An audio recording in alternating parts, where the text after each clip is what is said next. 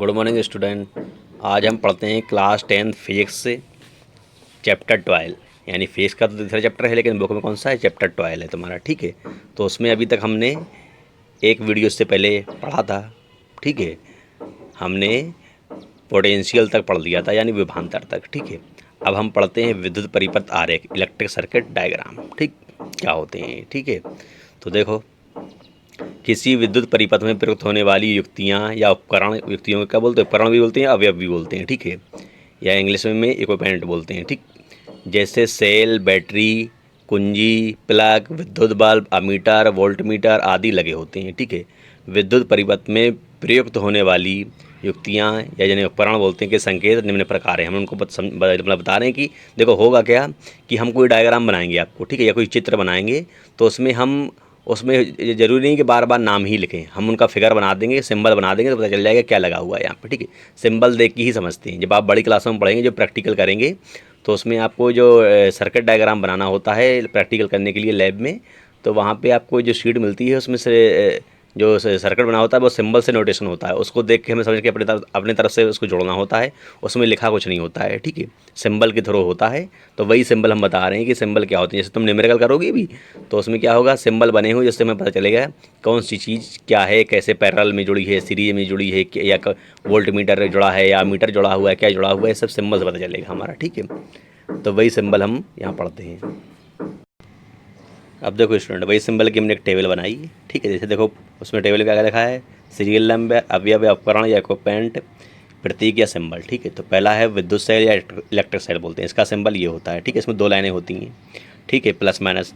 अगर बहुत सारे सेलों को जोड़ दिया जाए तो वो बैटरी का भी सिंबल होता है, या तुम्हारा कहलाता है कॉम्बिनेशन ऑफ सेल या सेलों का संयोजन। बहुत सारे सेल जोड़ दिए जाएँ अगर, तो वो बैटरी कहलाने लगती है। ठीक है, जैसे दूसरे नंबर पर है बैटरी, इसमें क्या है तुम्हारा, देखो इसमें कई सेल जोड़ दिए एक साथ। उसमें देखो ऊपर वाली में दो लाइनें थी खड़ी हुई, यानी लंबवत। ठीक है, इसमें 6 लाइनें हैं। ठीक है, अच्छा, और प्लस माइनस था, तो बैटरी में भी होता है, सिंबल में, उसमें सेल में भी होता है। ठीक है, क्योंकि एक प्लस तार होता है, एक माइनस तार होता है। फिर आता है खुली कुंजी अथवा बंद स्विच। खुली कुंजी का मतलब होता है स्विच कौन सा है, बंद है। ओपन की, या उसी को बोलते हैं क्या, स्विच ऑफ। ओपन की को ही बोलते हैं हम लोग स्विच ऑफ। ठीक है, ये उसका सिंबल ये होता है। इसमें बीच में पॉइंट नहीं रखा होता है। ठीक है, और ये होता है नीचे वाला बंद कुंजी अथवा खुला स्विच। अगर कुंजी बंद है तो स्विच क्या होगा, ओपन होगा। यानी क्लोज की में स्विच ऑन होगा, तुम्हारा स्विच क्या होगा, ऑन होगा। यानी स्विच ऑन कर दिया तो वो क्लोज की कहलाती है, बीच में पॉइंट रख दिया। ठीक है, ये बीच में पॉइंट रखने से क्या होता है, एक तरफ वाला तार दूसरी तरफ वाले तार में छुल जाता है, तो करंट यहाँ से वहाँ जाने लगता है, यानी स्विच ऑन कहलाता है। क्लोज बंद कुंजी में मतलब क्या कहलाता है, स्विच ऑन। उल्टा होता है, बंद कुंजी मतलब स्विच ऑन, और खुली कुंजी मतलब स्विच ऑफ। ठीक है, ये उसका सिंबल होता है। फिर तार संधि, मतलब कि दो तार अगर जोड़ रहे हो, ज्वाइन कर रहे हैं, ज्वाइनिंग द वायर। ठीक है, इसका सिंबल ये होता है।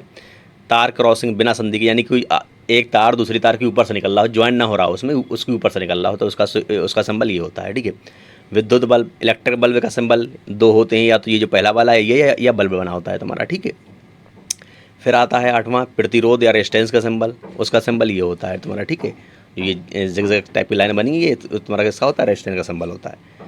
परिवर्ती प्रतिरोध अथवा धारा नियंत्रक, ये क्या होता है, ये प्रतिरोध होता है जो कम ज़्यादा हो जाता है। प्रतिरोध जो ऊपर वाला लिखा हुआ है 8 नंबर पे, ये तुम्हारा बदलता नहीं, ये कांस्टेंट रहता है। ठीक है, ये जितना होता है हमेशा इतना ही रहता है। और जो नवा वाला है 9 नंबर पे, परिवर्ती प्रतिरोध, जैसे बोलते हैं धारा नियंत्रक, इंग्लिश में बोलते हैं रियोस्टेट, ये क्या हो जाता है, इसको हम कम ज़्यादा कर सकते हैं। इससे हम प्रतिरोध को ज़्यादा बढ़ा भी सकते हैं और प्रतिरोध को कम भी कर सकते हैं, इसलिए ये धारा नियंत्रक कहलाता है। इंग्लिश में रियोस्टेट बोलते हैं। ठीक है, इसका सिंबल ये होता है। दो सिंबल होते हैं, या तो पहला वाला ये, या ये दूसरा, या करके ये दूसरा वाला लिखा हुआ है। ठीक है, इसमें यानी जो ऊपर 8वें नंबर में प्रतिरोध का सिंबल बना हुआ था, उसको एक लाइन ने ये क्रॉस कर दिया। ठीक है, यह दूसरा वाला ये ऊपर से एक लाइन आई हुई है। ठीक है, तो प्रतिरोध जो होता है वो कांस्टेंट होता है, वो बदलता नहीं है। और धारा जो तुम्हारा परिवर्ती प्रतिरोध, ये बदल जाता है। ठीक है, दोनों में ये फ़र्क होता है, और दोनों के सिंबल में फ़र्क है, देखो। ठीक है, 10वें नंबर पे अमीटर। अमीटर जो कि धारा मापने का नाम काम आता है, उसका सिंबल ये होता है। एक गोल सर्किल बना होता है, उसमें बीच में ए लिखा होता है। ए मतलब क्या होता है, मीटर एक प्लस और माइनस दोनों तरफ होता है। ठीक है, एक तार प्लस का एक माइनस का। वोल्टीमीटर क्या होता है, तुम्हारा पोटेंशियल या विभवांतर नापता है। ठीक है, जैसे वोल्टेज मापता है मान लो। ठीक है, वोल्टेज, पोटेंशियल या विभवांतर एक ही चीज़ है। ठीक है, तो इसका सिंबल कैसा होता है, गोल सर्किल बना होता है, उसमें वी लिखा होता है। वी मतलब वोल्ट, वो सॉरी वोल्टमीटर। वी मतलब क्या होता है, वोल्टमीटर। और इसमें भी दो तार होते हैं, प्लस और माइनस। इस तरीके से ये सिंबल होते हैं तुम्हारे, जो कि हमारे सर्किट डायग्राम में काम आएंगे न्यूमेरिकल करने में या फिगर बनाने में। ठीक है, तो आप लोगों को ये समझ ली कि हमने बता दी है। आप लोग ये याद रखना कि किसका सिंबल क्या होता है। ठीक है, ओके स्टूडेंट। अब देखो स्टूडेंट, पढ़ते हैं ओम का नियम, ओम्स लॉ। ठीक है, तो जर्मनी के एक साइंटिस्ट थे, ठीक है, जॉर्ज साइमन ओम। उन्होंने एक विद्युत धारा के संबंध में एक नियम दिया था, ठीक है, जिसे ओम के नियम से जाना जाता है या ओम्स लॉ के नाम से जाना जाता है। ठीक है, उन्होंने क्या कहा था कि अगर किसी चालक, यानी कोई चालक मतलब कोई तार, ठीक है, कोई किसका मतलब तुम्हारा धातु है कोई भी तार जिससे लाइट पास हो सके। ठीक है, समझ में आया? चालक इंग्लिश में बोलते हैं कंडक्टर, यानी अगर कोई तार या चालक की भौतिक अवस्था में कोई परिवर्तन न किया जाए। भौतिक अवस्था मतलब क्या समझते हो? उसकी लंबाई न बदली जाए, उसकी चौड़ाई न बदली जाए, उसकी मोटाई न बदली जाए, उस पर उस पर दाब न लगाया जाए, उस पर ताप न लगाया जाए, यानी इस टाइप का कोई प्रभाव उसमें ना पड़े। ठीक है, अगर यानी भौतिक अवस्थाएं न चेंज करी जाएँ तो उसमें प्रवाहित जो धारा होती है वो उसके दोनों सिरों के बीच विभवांतर के समानुपाती या डार्टली प्रोपोर्शनल होती है। ये बताया था ओम ने। ठीक, उन्हीं के नाम पर यह ओम का नियम बना है। और वही देखो हम लोगों ने लिखा, क्या लिखा है? जर्मन वैज्ञानिक जॉर्ज साइमन ओम ने सन 1828 ईस्वी में विद्युत धारा के प्रवाह से संबंध एक नियम दिया जिसे ओम का नियम कहते हैं। ठीक है, इसे क्या कहते हैं? ओम का नियम कहते हैं। अच्छा, उसके बाद देखो क्या लिखा है, इस नियम के अनुसार परिभाषा यहाँ से है। अब देखो ये कहाँ से है? यहाँ से ये इन्वर्टेड कोमा स्टार्ट है। यदि किसी चालक की भौतिक अवस्थाएं अपरिवर्तित रहें, ठीक है, ठीक, तो क्या लिखा है? यदि किसी चालक की भौतिक अवस्थाएं अपरिवर्तित रहें जो चालक में प्रवाहित धारा आई इसके सिरों के बीच विभवांतर वी के समानुपाती होती है। ठीक, भौतिक अवस्थाएं बताई दी हमने, लंबाई, चौड़ाई, मोटाई, ठीक है, ताप, दाब, इनमें कोई परिवर्तन न किया जाए। ठीक, अब नीचे लिखा है यदि किसी चालक के सिरों पर विभवांतर वी हो तथा इसमें प्रवाहित धारा क्या हो? आई हो, तो क्या होगा? उसने कहा था आई जो होती है वो विभवांतर या वी के डायरेक्टली प्रोपोर्शनल या समानुपाती होती है, यानी आई समानुपाती वी। ठीक, समानुपाती तो हम 9th में ही पढ़ा होगा आप लोगों ने, समानुपाती साइन होता है या इंग्लिश में बोलते हैं डायरेक्टली प्रोपोर्शनल। जब ये समानुपाती का साइन हटता है तो क्या आता है? एक कांस्टेंट आता है। ठीक, तो पहले हमने देखो लिखा आई समानुपाती वी या वी समानुपाती आई, कुछ भी लिख लो इसको। ठीक है, तो जब ये समानुपाती का साइन हटेगा और बराबर का साइन आएगा तो एक कांस्टेंट आएगा। ठीक, तो क्या देखो कि कांस्टेंट आ गया, वी बराबर क्या आ गया? आई आर आ गया, आर एक कांस्टेंट आ गया, नियतांक है। ठीक है, तो इस नियतांक को ही बोलते हैं हम क्या? प्रतिरोध। आर क्या है? एक नियतांक है, जैसे बोलते हैं चालक का प्रतिरोध, विद्युत प्रतिरोध भी बोलते हैं, प्रतिरोध भी बोलते हैं, चालक का प्रतिरोध या चालक का विद्युत प्रतिरोध, या इंग्लिश में बोलते हैं रेजिस्टेंस या इलेक्ट्रिक रेजिस्टेंस। ठीक है, कुछ भी बोलते हैं इसको। ठीक है, होता नियतांक है। ठीक, अब इसी परिभाषा से हम और भी परिभाषा इसी फॉर्मूले से हम ओम के नियम की और भी परिभाषा निकाल सकते हैं। यानी यहाँ तक तुम्हारा ओम का नियम कंप्लीट हो गया। अब अगर हम चाहें कि ओम के नियम की और कोई परिभाषा भी लिख दें तो भी बन सकती हैं। ठीक है, इसी फॉर्मूले का यूज़ करके देखो हम ओम के नियम की और भी परिभाषाएं लिखेंगे। आप चाहो तो एग्जाम में यहीं तक लिख के छोड़ सकते हो, कोई दिक्कत नहीं है, क्योंकि कोई भी एक परिभाषा लिखी जाती है। ठीक, हम वैसे और भी परिभाषा आपको बता दे रहे हैं, क्योंकि जो भी आपको आसान लगे वो लिख देना। ठीक, जैसे देखो अन्य परिभाषाओं में पहली वाली, ठीक, यानी इससे पहले तो सब हो गई, अब अन्य परिभाषाएं जो उसमें पहली वाली देख लो। ठीक, पहली लिखी, यदि किसी चालक की भौतिक अवस्थाएं अपरिवर्तित रहें तो उसके सिरों पर विभवांतर तथा उसमें बहने वाली धारा का अनुपात नियत रहता है। नियत मतलब कांस्टेंट रहता है। ठीक है, तथा इसमें बहने वाली धारा का अनुपात नियत रहता है तथा ये अनुपात चालक के प्रतिरोध के बराबर होता है। उसने ये कहा अगर किसी चालक की भौतिक अवस्थाएं परिवर्तित न की जाएँ तो उसमें जो धारा बहती है तो धारा का और उसके दोनों सिरों के बीच जो विभवांतर होता है वी, यानी आई और वी का जो अनुपात होता है वो हमेशा नियत या कांस्टेंट रहता है। ठीक है, और जो नियत या कांस्टेंट रहता है उसी को बोलते हैं क्या? विद्युत प्रतिरोध। तो देखो वी अपॉन आई क्या होता है? आर होता है। आर क्या है? कांस्टेंट या नियतांक है। हिंदी में क्या बोलते हैं? नियतांक, इंग्लिश में कांस्टेंट। तो वी और आई का अनुपात क्या होता है? आर, यानी होता है या कांस्टेंट होता है। इस आर को बोलते हैं विद्युत प्रतिरोध, चालक का या चालक का प्रतिरोध। फिर दूसरी परिभाषा है इसी की, एक और परिभाषा, किसी चालक में प्रवाहित विद्युत धारा चालक के सिरों पर आरोपित विभवांतर के समानुपाती या डायरेक्टली प्रोपोर्शनल होती है। उसने कहा किसी चालक में प्रवाहित धारा चालक के सिरों पर आरोपित विभवांतर के समानुपाती या डायरेक्टली प्रोपोर्शनल होती है। यही तो ओम के नियम में यहाँ पढ़ा था आप लोगों ने। देखो क्या कहा था उसने कि जो धारा होती है वो वी की या विभवांतर के क्या होती है? समानुपाती होती है या डायरेक्टली प्रोपोर्शनल होती है। वही यहाँ पे दोबारा से लिख दिया। ठीक है, अब इसके बाद तीसरी परिभाषा देखो, किसी चालक में प्रवाहित विद्युत धारा उसके प्रतिरोध के व्युत्क्रमानुपाती या इन्वर्सली प्रोपोर्शनल होती है। व्युत्क्रमानुपाती मतलब उल्टी। ठीक है, देखो जैसे आई बराबर क्या लिखा है, वी अपॉन आर। तो आई देखो यहाँ पे, और जो लेफ्ट हैंड में है और जो राइट हैंड में वी अपॉन आर है, आर कहाँ है, नीचे है। तो आर और आई में अगर संबंध देखेंगे, रिलेशन देखेंगे, तो ये कहलाएगा तुम्हारा इन्वर्सली प्रोपोर्शनल या व्यतिक्रमानुपाती, क्योंकि आई कहाँ है तुम्हारा, ऊपर है। लेफ्ट हैंड में क्या है, आई के नीचे 1 माना जाएगा, तो आई ऊपर होगी तुम्हारी, ठीक है। और आर कहाँ है, नीचे है, तो ये कहलाता है व्यतिक्रमानुपाती या इन्वर्सली प्रोपोर्शनल, ठीक है। तो इसमें क्या होता है इन्वर्सली प्रोपोर्शनल या व्यतिक्रमानुपाती, कि अगर एक बढ़ेगा तो दूसरा घटेगा, या दूसरा घटेगा तो पहला वाला भी घटेगा। एक बढ़ेगा दूसरे तो सॉरी उल्टा हो गया। ये कह रहे कि इन्वर्सली प्रोपोर्शनल का मतलब होता है तुम्हारा एक बढ़ेगा तो दूसरा घटेगा, ठीक है। एक बढ़ेगा तो दूसरा घटेगा, या दूसरा घटेगा तो पहला बढ़ेगा, उल्टा, यानी एक घटा तो दूसरा बढ़ा, या ठीक है, एक घटा तो दूसरा क्या हुआ, बढ़ा, या एक बढ़ा तो दूसरा क्या हुआ, घटेगा। जैसे मान लो कि आई बढ़ेगी तुम्हारी, तो आई जब बढ़ेगी जब आर घटेगा, ठीक। या आर बढ़ा तो आर बढ़ेगा तो आई क्या होगी, घटेगी। ये कहलाता है व्यतिक्रमानुपाती। और समानुपाती में क्या होता है, जैसे यहाँ पे समानुपाती था तुम्हारा, ये क्या था, ये वी समानुपाती आई या आई समानुपाती वी। तो इसमें ये होता है कि अगर वी बढ़ेगा तो आई भी बढ़ेगा, या आई बढ़ेगा तो वी भी बढ़ेगा। व्यतिक्रमानुपाती में उल्टा होता है, एक बढ़ेगा तो दूसरा घटेगा, ठीक है। तो ये ओम के नियम की अन्य परिभाषाएं भी हो गई, ठीक। इस तरीके से आपका ओम का नियम ये खत्म हो गया, ठीक है। अब देखो स्टूडेंट, हम पढ़ते हैं ओम के नियम का सत्यापन, ठीक, यानी verification of Ohm's law. Verification मतलब कि हम इसे वेरीफाई करेंगे कि ये जो ओम ने बताया था कि वी और आई का जो अनुपात है वो क्या आता है, कांस्टेंट या नियतांक आता है, ठीक। या ये कहा था कि जो धारा होती है, विद्युत धारा, वो विभवांतर के समानुपाती होती है, डायरेक्टली प्रोपोर्शनल। तो ऐसा होता भी है कि ऐसे ही उन्होंने कह दिया था, ठीक है। तो इसको उन्होंने प्रूव करके भी दिखाया था, ठीक है। तो देखो, एक हमने सर्किट बनाया, तो सर्किट में क्या किया, एक बैटरी ले ली, ठीक, जिसमें प्लस और माइनस है तुम्हारा। हमेशा कोई भी बैटरी या सेल हो, 2 इलेक्ट्रोड होते हैं, प्लस और माइनस, ठीक। उसमें एक कुंजी या की लगा दी, की को हम लोग बोलते हैं स्विच, ठीक।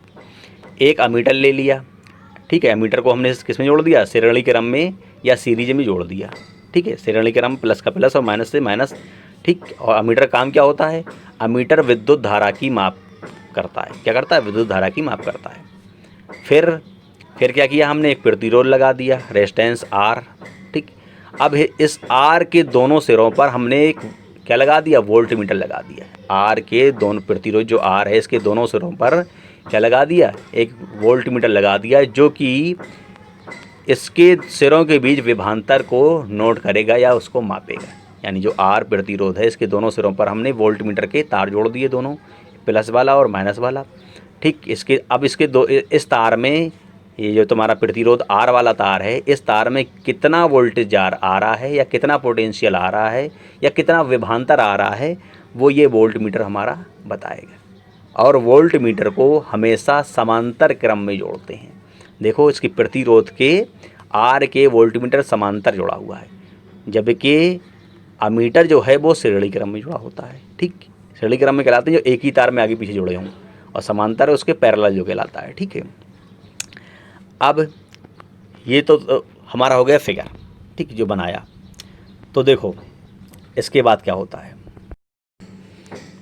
अब देखो स्टूडेंट, एक पॉइंट और बताते हैं कि सभी चालक जो हैं वो ओम के नियम का पालन नहीं करते हैं, ठीक है। कुछ धातु चालक ऐसे होते हैं जो ओम के नियम का पालन करते हैं, तो उन्हें हम ओमी चालक कहते हैं। यानी वो धातु चालक या वो चालक जो ओम के नियम का पालन करते हैं वो ओमी चालक कहलाते हैं, और जो ओम के नियम का पालन नहीं करते हैं वो ओमी चालक नहीं कहलाते हैं, ठीक है। अब अच्छा, अब इसमें देखो हम बताएं कि करते क्या हैं। तो देखो, सबसे पहले क्या करते हैं हम इसमें, इस तुम्हारा सर्किट में या इस परिपथ में हम कुंजी को बंद करते हैं। कुंजी को बंद करते हैं यानी बीच में जो पॉइंट रखा है इसको लगा देते हैं, ठीक है। इस पॉइंट को पहले खुला होता है, फिर लगा देते हैं बाद में, ठीक। यानी कुंजी को बंद करने का मतलब होता है स्विच को ऑन करना, ठीक। तो जैसे ही हम स्विच ऑन करेंगे तो बैटरी से इसमें विद्युत धारा सप्लाई होने लगेगी, ठीक। तो क्या होगा, विद्युत धारा सप्लाई होगी, तो हम इस विद्युत धारा को हम धारा नियंत्रक द्वारा, रियोस्टेट द्वारा कम ज़्यादा कर सकते हैं, ठीक। धारा को धीरे पहले क्या करते हैं, हम इसको कम ज़्यादा कर सकते हैं। तो हम फिर इसीलिए इससे धारा को पहले तो कम रखते हैं, फिर धीरे धीरे धारा को हम बढ़ाते हैं, ठीक। धारा क्या करते हैं, पहले तो कम रखते हैं, ठीक। धारा नियंत्रक से ही कंट्रोल होती है, तो पहले धारा को हम कम रखते हैं, फिर धीरे धीरे क्या होते हैं, इसको बढ़ाते हैं। जब धारा को हम धीरे धीरे बढ़ाते हैं, ठीक है, फिर उसके बाद हम देखते हैं कि तुम्हारा वोल्ट मीटर और आमीटर की रीडिंग में क्या फ़र्क पड़ रहा है। ठीक है, जैसे मान लो कि पहले हमने धारा थोड़ी सी बढ़ाई और रीडिंग नोट कर ली दोनों की, वोल्ट मीटर और मीटर की, थोड़ी और बढ़ाई, फिर हमने धारा नियंत्रक से धारा ठीक है, धारा का परिमाण फिर बढ़ाया थोड़ा सा, तो रीडिंग कुछ और आएगी। फिर और बढ़ाया तो रीडिंग दोनों की और आएगी, कुछ किसकी, आमीटर की और वोल्ट मीटर यानी ए और बी दोनों की। फिर और बढ़ाया तो क्या होगा, फिर और कुछ रीडिंग आएगी। इस तरीके से धारा नियंत्रक से हम धारा को के मान को बढ़ा कर रीडिंग नोट करते हैं। ठीक है, तो देखो जैसे ही हमने स्विच ऑन किया या की बंद करी, ठीक, तो इसमें करंट सप्लाई होने लगेगा। अब धारा नियंत्रक से करंट क्या करते हैं, नियंत्रित करते हैं, फिर धीरे धीरे करंट को बढ़ाते हैं। तो जैसे ही करंट को बढ़ाते हैं तो ये तुम्हारा क्या होता है, वोल्ट मीटर और आमीटर दोनों की जो रीडिंग होती है, जो सुई होती है, वो तो पहले फ्लक्चुएट करती है, एकदम से घूमती है, फिर जाकर किसी पॉइंट पर रुक जाती है। तो क्या करते हैं हम लोग, वोल्ट मीटर से आमीटर से धारा आई की रीडिंग नोट कर लेते हैं और उसी समय साथ में वोल्ट मीटर से विभवांतर वी की रीडिंग नोट कर लेते हैं। ठीक, फिर उसके बाद धारा नियंत्रक से धारा को और बढ़ाते हैं, फिर दोबारा से वही अमीटर से धारा आई की वैल्यू नोट कर लेते हैं और वी से विभवांतर वी की वैल्यू नोट कर लेते हैं। ये प्रक्रिया कई बार अपनाते हैं, यानी कई बार रीडिंग लेते हैं, 4-5 रीडिंग कम से कम तो लेते हैं हम लोग। ठीक, और जब ये सब रीडिंग ले लेते हैं तो उसके बाद हम देखते हैं कि सभी रीडिंगों में जो वी और आई का अनुपात था वो हर बार एक जैसा ही आया। ठीक है, जो पहली बार हमने वी और किसकी, वोल्ट मीटर की और अमीटर की जो रीडिंग निकाली थी, ठीक है, तो उसमें जो वी और आई का मान आया था धारा का और किसका, विभवांतर का, उसका अनुपात नियत आएगा हर बार। नियत मतलब ऐसा आता है कि हर बार एक जैसा रहेगा, चेंज नहीं होगा। जैसे हमने पहली रीडिंग जो निकाली तो मान लो अगर जैसे 2 आया, दूसरी रीडिंग निकाली उनका अनुपात निकाला तब भी 2 आएगा, तीसरी रीडिंग निकाली मान लो दोनों की और फिर उनका अनुपात निकाला तब भी 2 ही आएगा। यानी कितनी भी रीडिंग निकाल लें हम वी और आई की, यानी विभवांतर और किसकी, विद्युत धारा की, वोल्ट मीटर और किससे निकालते हैं, अमीटर से, तो हर बार इनका जो अनुपात आता है मानों का वो हर बार नियत या एक जैसा आता है। ठीक, तो फिर इनका क्या करते हैं हम, वी को एक्स एक्सिस पे और आई को वाई एक्सिस पे लेकर एक ग्राफ बनाते हैं। तो एक सरल रेखी ग्राफ आता है या स्ट्रेट लाइन ग्राफ आता है जो कि ये दर्शाता है कि वी और आई का मान है वो नियत है या कांस्टेंट है, बदला नहीं है। ठीक, या वी और आई एक दूसरे क्या है, डायरेक्टली प्रोपोर्शनल या समानुपाती हैं। ठीक है, तो देखो जितना ये हमने कहा उसको थोड़ा लिख भी लेते हैं, है कि नहीं। तो देखो क्या लिखा, ओम का नियम सभी चालकों के लिए सत्य नहीं है, ये केवल धातु चालकों के लिए ही सत्य है। जो चालक ओम के नियम का पालन करते हैं उन्हें ओमी चालक कहते हैं, ये बताया था हमने।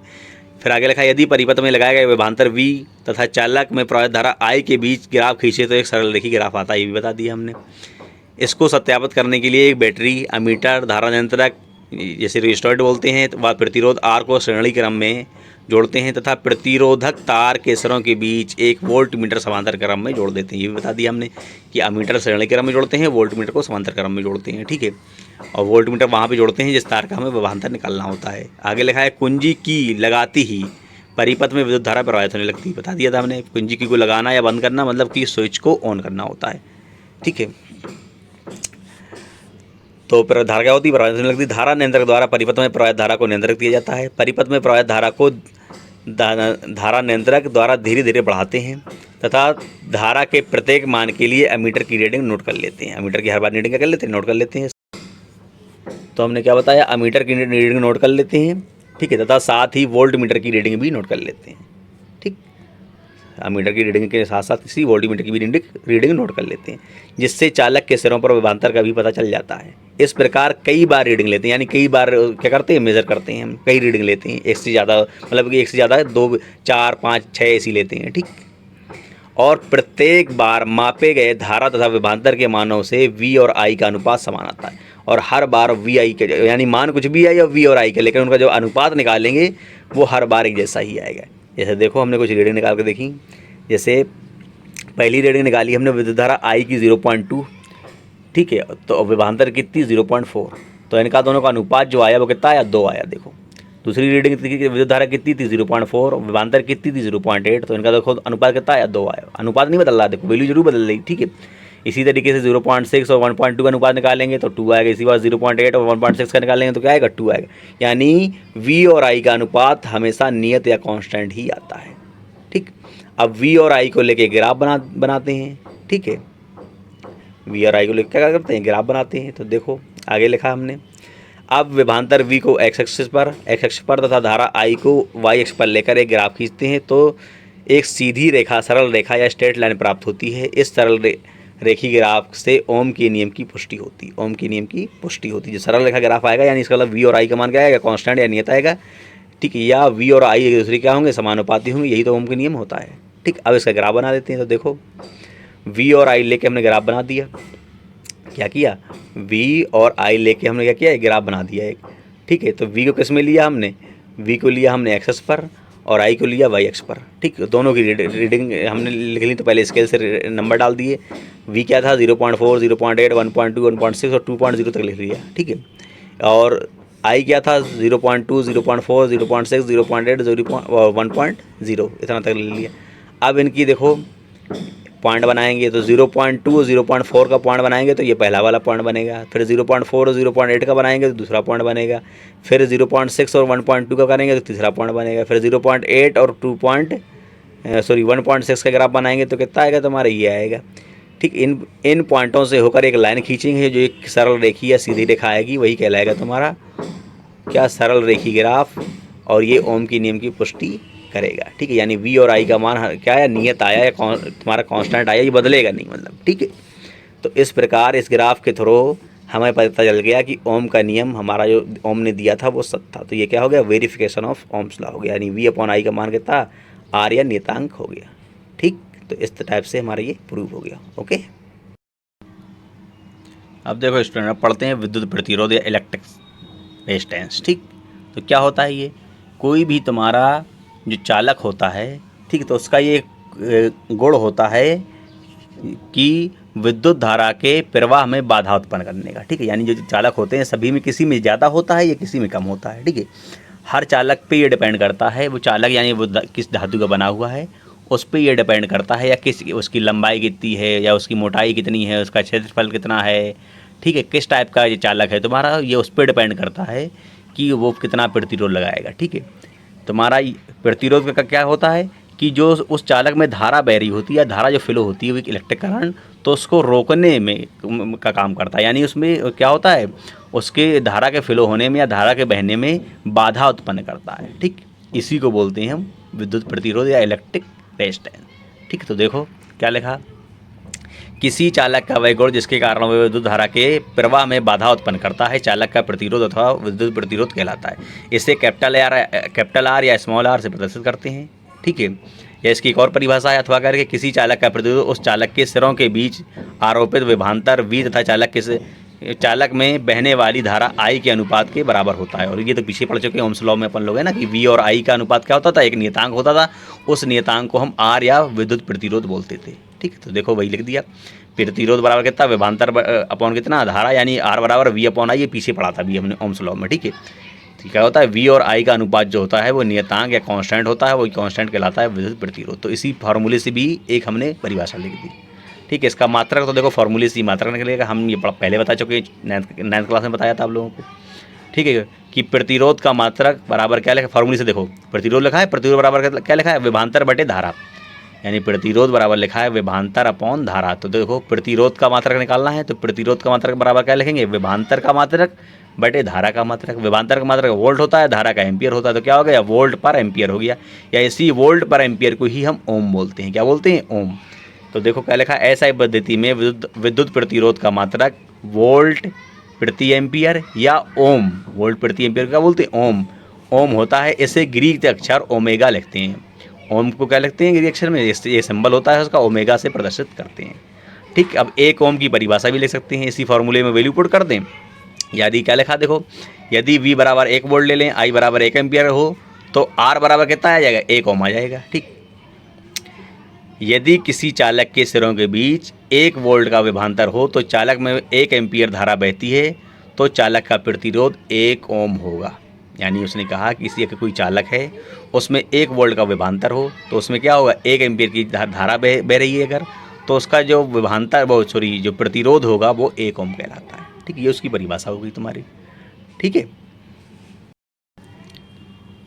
अब देखो स्टूडेंट, प्रतिरोध का हमने मात्रा तो पढ़ लिया, ओम होता है, उसकी कुछ और मात्रक पढ़ लेते हैं, बड़े छोटे मात्रक। ठीक है, जैसे ओम के बड़े मात्रक क्या है, किलो ओम तथा मेगा ओम, है ना, और छोटे मात्रक क्या, माइक्रो ओम या नैनो ओम भी होते हैं। ठीक है, तो 1 किलो ओम कितने, 10⁻³ ओम के बराबर होता है। 1 मेगा ओम 10⁻6 ओम के बराबर होता है। 1 माइक्रो ओम ये छोटा वाला है तो 10 की घात कितना, -6 ओम, माइनस लिखा है मतलब छोटी चीज़ होगी। ठीक है, 10 की घात -6 ओम के बराबर होता है। ठीक है, अब जो प्रतिरोध होता है इसको प्रभावित करने वाले कारक, यानी तुम्हारा factor affecting the resistance of conductor, यानी कोई कंडक्टर जो है उसको कौन कौन सी चीज़ें प्रभावित करती हैं उसका रेजिस्टेंस बढ़ाने में या घटाने में, तो वो पढ़ते हैं अपन लोग। ठीक है, तो देखो पहला पॉइंट, तुम्हारा पहला पॉइंट लिखा है तार की लंबाई पर, यानी जो प्रतिरोध है रेजिस्टेंस है वो किस पे डिपेंड करता है, तार की लंबाई यानी चालक की लंबाई पर। चालक मतलब कोई तार, ठीक है, जो है यानी चालक तार की लंबाई पर डिपेंड करता है। ठीक, यानी अगर तार की लंबाई ज़्यादा है तो प्रतिरोध भी ज़्यादा होगा, तार की लंबाई कम है तो प्रतिरोध भी कम होगा। ठीक है, यानी प्रतिरोध जो है वो चालक तार की लंबाई के अनुक्रमानुपाती या समानुपाती होता है, या इंग्लिश में बोलते हैं डायरेक्टली प्रोपोर्शनल होता है। यानी जो प्रतिरोध रेजिस्टेंस है तुम्हारा वो लेंथ के जो कंडक्टर वायर है तुम्हारा उसकी लेंथ के डायरेक्टली प्रोपोर्शनल होता है। ठीक, अगर लंबाई बढ़ेगी तो प्रतिरोध बढ़ेगा, लंबाई कम होगी तो प्रतिरोध भी कम होगा। ठीक, तो देखो वही लिखा, किसी चालक तार का प्रतिरोध R उस चालक तार की लंबाई L के समानुपाती होता है, अतः R समानुपाती L, समीकरण 1। ठीक, अर्थात तार की लंबाई जितनी अधिक होगी उसका प्रतिरोध उतना ही अधिक होगा। ठीक, दूसरा पॉइंट जिस पे तुम्हारा प्रतिरोध डिपेंड करता है, दूसरा है तुम्हारा तार की मोटाई या अनुप्रस्थ काट के क्षेत्रफल पर। तार की मोटाई यानी तार कितना मोटा है या उसका एरिया ऑफ क्रॉस सेक्शन कितना है, ठीक है, मोटाई जो होती है किसी भी गोल चीज़ की जो मोटाई होती है वो कहलाता है हिंदी में अनुप्रस्थ काट का क्षेत्रफल, या इंग्लिश में बोलते हैं एरिया ऑफ क्रॉस सेक्शन। ठीक, तो क्या होता है इसमें कि जितना तार मोटा होगा उसका प्रतिरोध उतना ही कम होगा, उल्टा होता है, तार मोटा प्रतिरोध कम। ठीक, तार पतला प्रतिरोध ज़्यादा, यानी लेंथ उसकी जो थिकनेस है, अगर तार की थिकनेस ज़्यादा है तो रेजिस्टेंस कम होगा, थिकनेस कम है तो रेजिस्टेंस ज़्यादा होगा। यानी एरिया ऑफ क्रॉस सेक्शन जो है तुम्हारा अनुप्रस्थ काट का क्षेत्रफल, अगर यानी तार अगर मोटा है तो प्रतिरोध कम, तार पतला है तो प्रतिरोध ज़्यादा। देखो वही लिखा हमने, किसी चालक का प्रतिरोध R चालक तार की अनुप्रस्थ काट के क्षेत्रफल के व्युत्क्रमानुपाती होता है। अनुप्रस्थ काट का क्षेत्रफल जो गोल चीज़ होती है उसकी मोटाई, ठीक है, उसका मोटाई वाला क्षेत्रफल। ठीक, तो R समानुपाती या व्युत्क्रमानुपाती पढ़ेंगे क्योंकि नीचे है ये 1/में। ठीक है, R व्युत्क्रमानुपाती 1/A। ठीक, अर्थात तार जितना मोटा होगा उसका प्रतिरोध उतना ही कम होगा। ठीक है, अब देखो तीसरा पढ़ते हैं तार के पदार्थ पर, यानी जो तुम्हारा चालक है या जो कंडक्टर है, जो कंडक्टिंग वायर है या जो चालक तार है तुम्हारा, वो किस पदार्थ का, किस मेटल का बना हुआ है ये पे डिपेंड करता है। जैसे मान लो चांदी का तार होगा तो उसमें प्रतिरोध सबसे कम होगा, क्योंकि चांदी जो होती है वो सबसे अच्छी चालक होती है, यानी जो silver is a good conductor of electricity. ठीक, कॉपर भी अच्छा चालक होता है, सोना भी अच्छा चालक होता है। ठीक है, सबसे अच्छा चालक क्या होता है, चांदी, फिर सोना, फिर कॉपर, एल्युमिनियम भी होता है उसके बाद। ठीक, लोहा या आयरन जो होता है वो इतने अच्छे चालक नहीं होते हैं। ठीक, तो तार किस, यानी जो तुम्हारा जो कंडक्टर वायर है या चालक तार जो है वो किस धातु का बना हुआ है, ये इस पर भी प्रतिरोध डिपेंड करता है। ठीक है, मान लो कि जैसे लोहे का तार है तो उसमें प्रतिरोध ज़्यादा होगा, उसमें विद्युत धारा का या जो इलेक्ट्रिक करंट होगा वो कम पास हो पाएगा क्योंकि उसमें प्रतिरोध ज़्यादा होता है। और चांदी के तार में, सोने के तार में, इनमें क्या होता है, प्रतिरोध कम होता है, इसीलिए इनसे विद्युत धारा या करंट अच्छी तरह से फ्लो हो पाता है। ठीक है, अब देखो चौथा पॉइंट क्या है, तार के ताप पर, यानी प्रतिरोध किस पर डिपेंड करता है चौथे पॉइंट में, तार के ताप पर या टेम्परेचर पर। ठीक, तो क्या होता है, अगर तुम्हारा जो कंडक्टिंग वायर है या चालक तार है उसका ताप बढ़ गया, टेम्परेचर अगर बढ़ गया तो प्रतिरोध भी बढ़ जाएगा, अगर ताप कम है तो प्रतिरोध भी क्या होगा, कम होगा। यानी जो प्रतिरोध है वो जो चालक तार होता है उसके ताप के डायरेक्टली प्रोपोर्शनल होता है। ठीक है, क्या होता है? डायरेक्टली प्रोपोर्शनल होता है, या हिंदी में बोलते हैं समानुपाती या अनुक्रमानुपाती होता है। ठीक, देखो वो नीचे लिखा भी है आर समानुपाती टी, यानी ताप बढ़ेगा, टी बढ़ेगा तो आर बढ़ेगा, टी घटेगा तो आर घटेगा। ठीक, एक पॉइंट नीचे लिखा हुआ है स्टार बना के। मिश्र धातुएं जैसे नाइक्रोम, कांस्टेटन पर ताप पर कोई प्रभाव नहीं पड़ता, उसका ताप पर कोई प्रभाव नहीं पड़ता, चाहे ताप बढ़े चाहे घटे, उसके पे प्रतिरोध का कोई इफेक्ट है। जब ताप में कोई फर्क नहीं आएगा, यानी ताप से उसके प्रतिरोध में कोई फर्क नहीं पड़ता। सीधी सीधी बात यह है कि कुछ मिश्र धातुएं होती हैं उनमें ताप से प्रतिरोध पर कोई फर्क नहीं पड़ता, ताप घटे या बढ़े प्रतिरोध वही रहता है। ठीक है, अब देखो तीसरा पढ़ते हैं तार के पदार्थ पर, यानी जो तुम्हारा चालक है या जो कंडक्टर है, जो कंडक्टिंग वायर है या जो चालक तार है तुम्हारा, वो किस पदार्थ का, किस मेटल का बना हुआ है, ये पे डिपेंड करता है। जैसे मान लो चांदी का तार होगा तो उसमें प्रतिरोध सबसे कम होगा, क्योंकि चांदी जो होती है वो सबसे अच्छी चालक होती है, यानी जो silver is a good conductor of electricity. ठीक, कॉपर भी अच्छा चालक होता है, सोना भी अच्छा चालक होता है। ठीक है, सबसे अच्छा चालक क्या होता है? चांदी, फिर सोना, फिर कॉपर, एल्युमिनियम भी होता है उसके बाद। ठीक, लोहा या आयरन जो होता है वो इतने अच्छे चालक नहीं होते हैं। ठीक, तो तार किस, यानी जो तुम्हारा जो कंडक्टर वायर है या चालक तार जो है वो किस धातु का बना हुआ है, ये इस पर भी प्रतिरोध डिपेंड करता है। ठीक है, मान लो कि जैसे लोहे का तार है तो उसमें प्रतिरोध ज़्यादा होगा, उसमें विद्युत धारा का या जो इलेक्ट्रिक करंट होगा वो कम पास हो पाएगा, क्योंकि उसमें प्रतिरोध ज़्यादा होता है। और चांदी के तार में, सोने के तार में, इनमें क्या होता है? प्रतिरोध कम होता है, इसीलिए इनसे विद्युत धारा या करंट अच्छी तरह से फ्लो हो पाता है। ठीक है, अब देखो स्टूडेंट एक पॉइंट पढ़ते हैं, विशिष्ट प्रतिरोध या विशिष्ट प्रतिरोधकता या स्पेसिफिक रेजिस्टेंस और स्पेसिफिक रेजिस्टिविटी। तो होता ये क्या है? तो देखो किसी पदार्थ का ये स्पेशल गुण होता है उसके पास कि उसमें प्रतिरोध ज़्यादा हो या कम हो, यानी धारा अगर उससे फ्लो हो रही है, इलेक्ट्रिक करंट उससे पास हो रहा है, तो वो उसमें ज़्यादा प्रतिरोध होगा उस चालक तार में या कम होगा। ठीक है, ये डिपेंड करता है कि वो किस पदार्थ का बना हुआ है, तो ये उस पदार्थ का स्पेशल गुण होता है। ठीक है, कि वो प्रतिरोध उसमें ज़्यादा है या कम है, वही कहलाती है उसकी उस पदार्थ की प्रतिरोधकता या स्पेसिफिक रेजिस्टेंस। ठीक, तो देखो अभी हमने पीछे पढ़ा था कि जो प्रतिरोध होता है वो तार की लंबाई के अनुक्रमानुपाती होता है, आर समानुपाती एल पढ़ा था हमने, है ना, समीकरण 1 था वो। फिर हमने पढ़ा था जब प्रतिरोध होता है तार की मोटाई या अनुप्रस्थ काट के क्षेत्रफल के व्युत्क्रमानुपाती होता है, यानी कि क्षेत्रफल तार जितना मोटा होगा तो प्रतिरोध क्या होगा, उतना कम होगा तुम्हारा, है ना। तो ये आर व्युत्क्रमानुपाती 1/a, ये समीकरण 2 हो गई। अब इन दोनों समीकरणों को जब मिलाएंगे तो क्या आ जाएगा? आर समानुपाती L/A। ठीक, अब जब समानुपाती का साइन हटेगा तो एक क्या आएगा? कांस्टेंट आएगा। जब बराबर का साइन आया तो क्या आ गया? कांस्टेंट आ गया, जैसे हम क्या बोलते हैं रॉ, ये रॉ का साइन होता है तुम्हारा। ठीक है, ठीक, 9th में भी पढ़ा होगा आप लोगों ने रॉ। तो ये क्या आ गया? R = raw L/A। ठीक, जहाँ रॉ जो है वही है तुम्हारा क्या? विशिष्ट, एक रॉ एक नियतांक है और इस नियतांक का नाम होता है विशिष्ट, क्या नाम होता है तुम्हारा जो ऊपर पढ़ा था ये? विशिष्ट प्रतिरोध या स्पेसिफिक रेजिस्टेंस।